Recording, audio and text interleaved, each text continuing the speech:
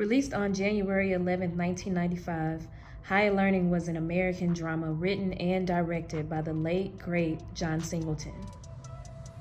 Higher Learning is a story about the different situations of three freshmen at Columbus University. Remy, Malik, and Kristen's experiences in the movie are an extremely accurate portrayal of college life. They all individually deal with personal struggles including racism and prejudice, bullying. Hey man, how would you feel if you had this hard-ass class to study for and I came in and blasted my music, man? I wouldn't feel shit, cause that wouldn't happen. Why not? Cause I'll whoop your ass, that's why. Sexuality and social issues, just to name a few. Now, I'm pretty sure if you clicked on this video, then you've probably seen Higher Learning, but I'm also sure that there's a few things behind the scenes that you probably didn't know about the movie. In this video, we're going to be discussing a few fun facts about the movie Higher Learning. Let's get into it. Number 1. So not only was Higher Learning a depiction of college life, but it was actually based on some personal experiences of John Singleton when he attended USC. Number 2. Tupac was given the part of Malik in the film originally. He unfortunately couldn't fulfill his role because he went to prison shortly after getting the part. Now, don't get me wrong, Tupac was a phenomenal actor, but I wonder what the movie would have been like if he did get to play the part.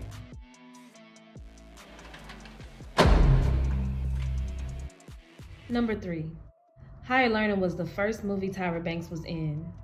I'm sure you're probably thinking she hasn't been in many movies, which is true, but the role she played in this movie was definitely unforgettable. And that actually leads us into our next fun fact. Number 4.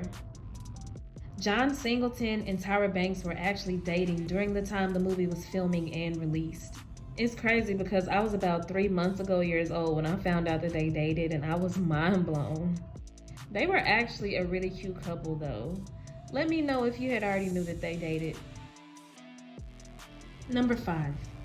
So as I mentioned before, there were some situations that happened in the movie that actually took place in real life for John Singleton.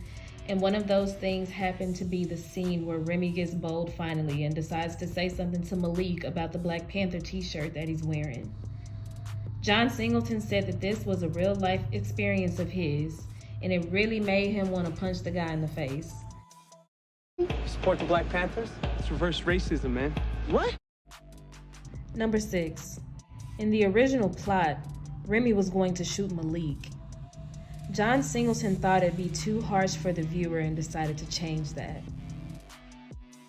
The ending was just way too tragic and traumatizing as hell already. So killing Malik, that would have just been too much, like way too much. We wouldn't have been able to handle that.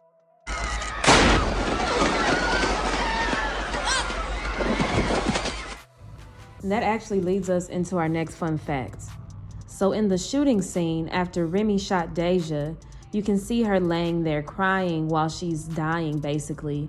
And Malik is just there. He's not exactly sure what to do. But as the scenes change, you can see the amount of blood change on Deja's mouth. Like 1 minute she has a really small amount of blood, and then she coughs up more blood, so it's just so much blood on her mouth. And then the next scene is back to the same minimal amount of blood.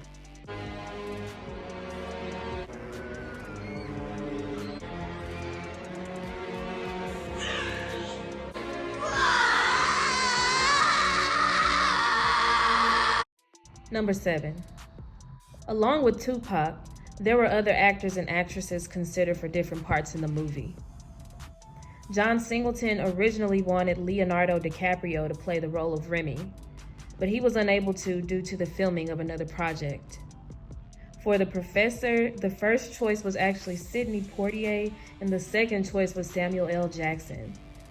Because of how well Lawrence Fishburne did in playing the father role in Boyz n the Hood, they decided to go ahead and give him the part instead.